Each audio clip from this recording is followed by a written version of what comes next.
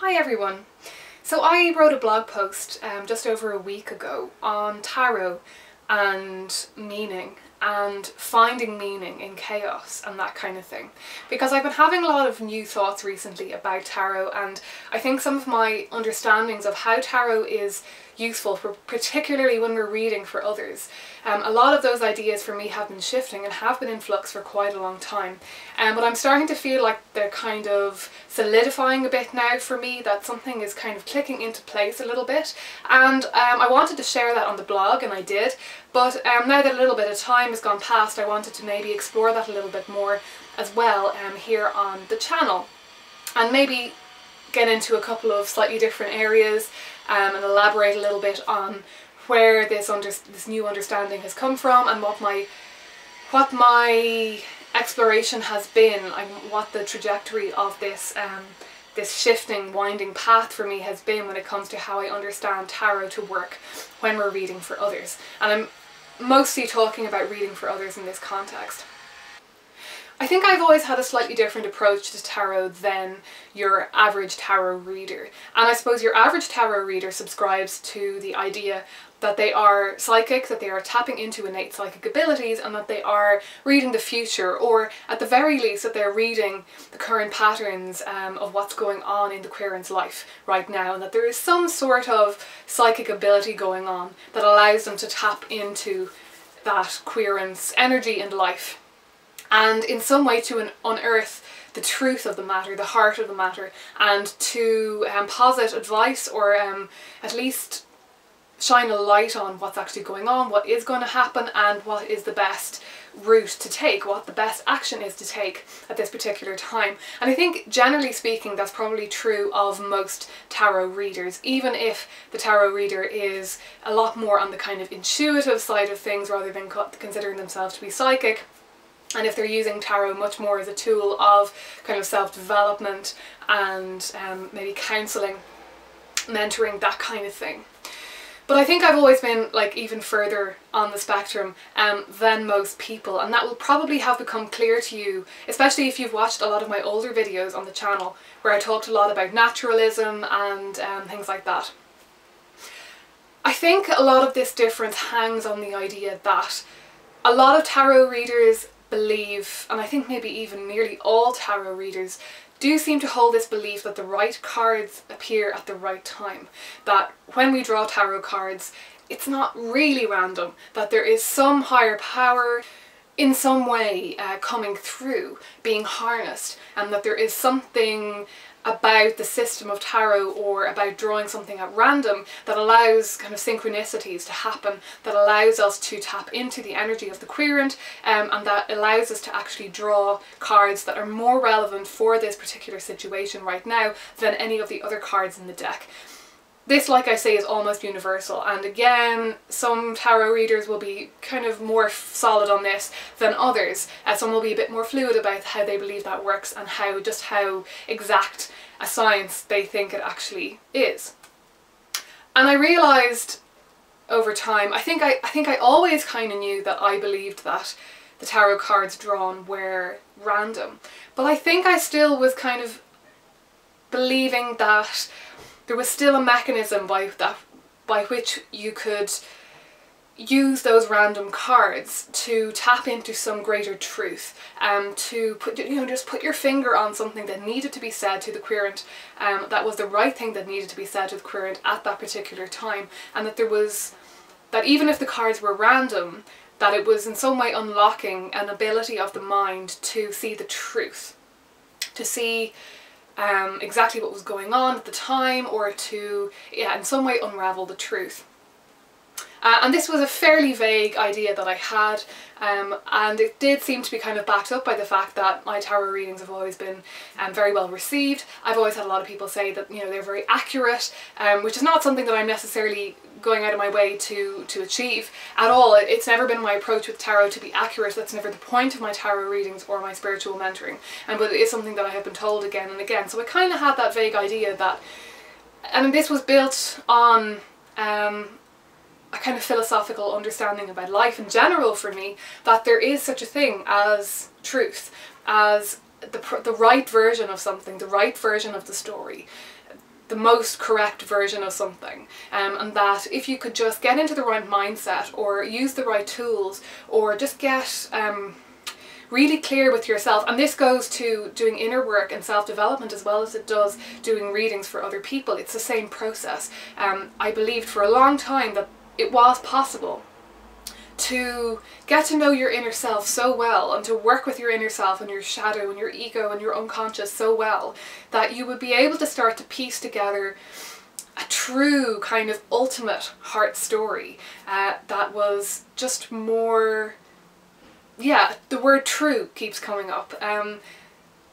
That underneath all the strange and wonderful complexity of the human mind and the inconsistencies, the seeming inconsistencies, and that there was some core truth, that there was some coherent core underlying all of that. And if only you could just kind of tap into that, if only you could just, you know, push away all the bullshit, that this clear path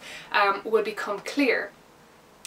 And then you could act accordingly. And this is what I wanted to do with tarot for other people. I wanted to help them illuminate what the truth was for them in regards to whatever question it was they had.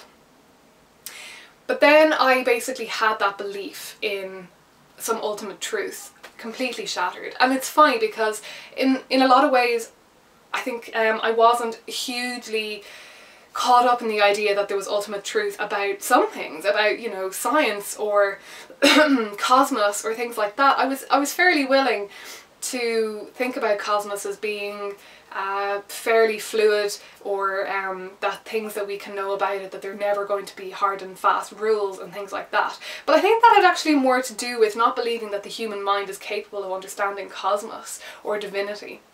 rather than believing that there actually wasn't one truth out there at all, you know, that they're actually just, that it's not actually there to be found. Not only that we can't find it, but it's just not there to be found. I think I did believe that there was some sort of truth out there to be found, that there was one reality,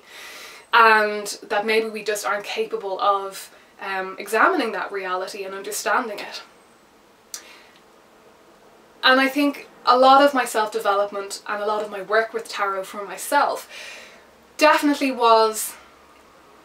aiming to unearth my own inner truth and aiming to just figure out what the one right thing for me was to focus on for my career, what the one right thing for me was to focus on artistically, what all the different emotions that I experienced, what they really mean, which ones were more true, more me, and which ones were kind of extraneous or ego-driven or just not as true. But as you've probably gathered from recent videos on the channel over the last 6 months, for the last year or so I've been having a lot of personal upheaval going on, and a lot of that is centred around my romantic relationship. And that's something else that I have kind of touched on a little bit on the channel, that you might have picked up on, that you might have figured out that that's kind of what's been going on. And essentially for the past year I have had all of those ideas about there being one truth, about there being one real story about what's going on in our inner selves, in our inner terrain, with our emotions. I basically lost my belief in that truth pretty completely, because I spent about 6 to 9 months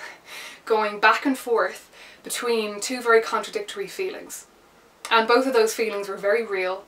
And they had various different other more minor feelings attached to them. There was lots of different influences in play. But there were two very clear roads and two very clear, to my mind, possibilities about what was actually true and what was actually best for me, what my inner self, what my intuition was actually trying to tell me. And I kept thinking there has to be, one of these has to be correct and the other one has to be false, because there was no way, you know, they completely clashed. There was no way both could be true, and there was no way I could do both. I had to go one way or the other. And I went back and forth, and the rigidity of my belief that only one of these scenarios could make sense in and of itself, because there had to be a coherent story, there had to be some consistency to the emotions I was having. One set of emotions had to be more correct than the other, and because of that I think I swung even more wildly from one to the other, because every time I would experience something or feel something that backed one of those sides up, I would start enhancing that and building on that story and turning it into a more and more refined story that made more and more sense. And then came the final moment of dissolution where I had gone one way completely. I had made my final decision, and within a week or two had that entire decision and everything that that decision was based on pretty much ripped from under my feet. And I found myself going completely back to the other side. But of course, at the same time, still not being able to believe that that was the truth, because, okay, I was now creating a nice kind of consistent sounding story for that side of things, but I was becoming extremely aware of how ludicrous the whole thing was, and how it seemed that really there wasn't just one truth, and either that or I had been, you know, majorly lying to myself and covering up a lot of stuff that was going on. But pretty much the conclusion that I ended up coming to was that both of those were equally valid. They were equally valid feelings, equally valid possibilities, and I think had things worked out differently and I had been able to, because at the moment I'm kind of stuck in a weird kind of la land between the two of them and that's how it's going to kind of be for me for another while. There won't be any solid decision made for another little while, but had I actually ended up going one way or the other more definitely, I'm starting to think that actually there was pure happiness available for me down both those avenues. That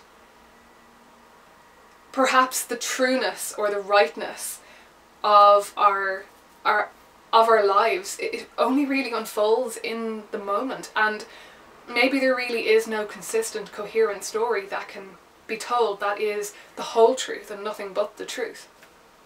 And as I wrote in the blog post, all stories are true and none of them are. And this actually, finally realising that, I think, first of all, made me feel like everything I'd been doing with tarot was incredibly disingenuous, because I was thinking, well, it's all just random then, and none of it makes any sense, and there's no one real truth to be tapping into. There's no one accurate, you know, there's no one. I lost my faith in the intuition, essentially, that there, you know, that belief that there's a core you inside that has one direction it wants to go, and that's the correct one, and that's how you should do things. I lost my faith in that. And I was thinking, well, what have I been doing? What have I been trying to help people do if it's not that? But then after a while, I think I started to see that actually losing that rigid idea about there only being one truth, one set of truths anyway, was actually really liberating. And especially when it comes to me coming from a belief that it's all quite random anyway, that the cards we draw are not necessarily the right cards. I think they are the right cards, but any combination of cards from that deck could be the right cards, if you see what I mean. And I finally started to embrace the possibility of me reading tarot as a mechanism to come up with a story, to draw together a coherent story, to posit that story as a possibility for what needs to be done in the moment, for what is going on emotionally, for actions that need to be taken, for avenues to be looked down, for perspectives to be had, with the full knowledge that it's just one perspective, it's just one story, and it's not true, because none of them are true. And you could put together any combination, any of the almost infinite combinations that you could put together in, you know, a 10-card spread from a 78-card tarot deck. You know, you could go through every single one of those combinations, and each one of them is equally untrue and also very true. And this is, I think, how tarot works, that it's an incredibly powerful tool because it's so rich in symbolism and archetypes that it actually has this ability to just unchain an awful lot of thought processes and ways of thinking and ways of feeling that are going on within us, and that each of those cards is always happening within us at any one time. They're all relevant to us, and you know, it can be a process of figuring out what aspect of them is relevant at any one time, and that is partly the job of the reader. And when the reader is piecing together the story for the querent, and possibly talking to the querent as this is going on, but it's a different situation when it's, say, an email reading and you're not getting any feedback. You really just have to go with one with one direction on this. And a lot of people call that intuition. And a lot of people, I think, when they call that intuition, they believe that they are tapping into the right interpretation, you know, that it's the correct one for this moment in time. Whereas I see it more like it's a correct one. And I think the more coherent the story, the more powerful the story that you manage to put together as a reader from the cards that appear in your reading, I think the more useful they will be to the querent, because our lives are built on stories. As humans, we are storytellers. We understand our lives through story. We understand everything through story. And sometimes I think we just need to hear a coherent story, and we can pull out bits of it and weave together something that makes sense to us and that actually will help us arrive to where we need to be at this moment in time. And tarot helps us do this because it is challenging, because it's not always easy to take the interpretations of the cards as they come. And you know, while I would never read a spread and say, oh well, this spread says that your relationship is quite negative and you should break up with this person, because I don't believe that that's, you know, the truth, that there's any one truth, that I can see the truth, etc, etc. I still think that in any situation where a challenging card does come up and the person gets challenged in some way, that has to be powerful. And I believe that every single challenge that the cards face us, that they are all relevant to us, you know, always in some way, that we can definitely find an area of our life, a part of our mind that requires that lesson in this moment in time. And so the tarot reader, for me anyway, and I'm absolutely speaking from my own perspective here, I completely understand that other tarot readers have totally different understandings of this, and I completely respect that, but this is just all about me becoming more authentic in myself and just being more confident in myself about what I believe I'm doing as a tarot reader. So what I believe I'm doing is that I'm piecing together a story. This is what I'm doing, and that this is a particularly good skill that some people have and some people, you know, don't have such a strong skill at. And I think it's interesting that most tarot readers, whether or not they actually primarily do kind of written tarot readings or not, most tarot readers are writers, they're storytellers. You know, we are the weavers of the archetypes. There's something about the tarot deck and the tarot symbolism and the tarot as a system that just seems to really resonate with people who like to tell stories, who like to offer perspectives on life and you know, find new ways of seeing things and looking at things and explaining things. And I will say that all through this whole time, one thing that didn't bother me as much as other types of tarot readings was the spiritual mentoring, because I always felt like with spiritual mentoring, I think I always knew that was true with spiritual mentoring, that there can never be any right or wrong when it comes to spiritual exploration. I would never feel that I was going to accidentally end up sending somebody down the wrong path with their spiritual exploration, because all avenues go up the same mountain kind of thing, and it's all relevant and it's all useful. So I didn't have that problem, which is why I ended up focusing so much on spiritual mentoring with tarot readings on Heart Story for quite a long time. But I'm feeling now that I'm kind of ready to start branching out a little bit more. But I think I'm going to start thinking about a couple of new ways that I can start really branching out into my strengths as a tarot reader, and really start honing in on those aspects that I think that I do and I do well, and that fit in with my world belief, if you see what I mean. So I have a couple of ideas, so you might see some new reading options coming up in the future, and yeah, I'm starting to get a little bit more confident about how tarot is going to be a part of my life, especially when it comes to helping others going forward. And you know, I might continue to go back and forth on this, and I definitely go back and forth a lot with how much I place emphasis on tarot as a tool for helping other people. I know that I want to help other people, particularly spiritually, and particularly, you know, with developing their spiritual path, but it's as I'm sure you know, it can be quite hard sometimes to figure out exactly what focus, how much of a focus something needs to have in your life, and so on. So I'm going to leave it there. And for the moment, I hope that was illuminating, and I hope it maybe gave you something to think about if you're a tarot reader, or if you've had a tarot reading from somebody else, or just in general about your life philosophy. Like, do you believe in truths, that there's a true story about your life trajectory, and any one true direction for you to go, or do you think it's more fluid? Do you think that all you can do is really just tap into the moment and what is most nurturing for you to acknowledge in the moment and to think about in the moment? Before I go, I started using Instagram maybe a couple of weeks ago, so if you're not following me over there and you're on Instagram, then do go and check out my page. I'm at Your Heart Story, Your Heart Story, all one word, as usual, which I usually am on social media.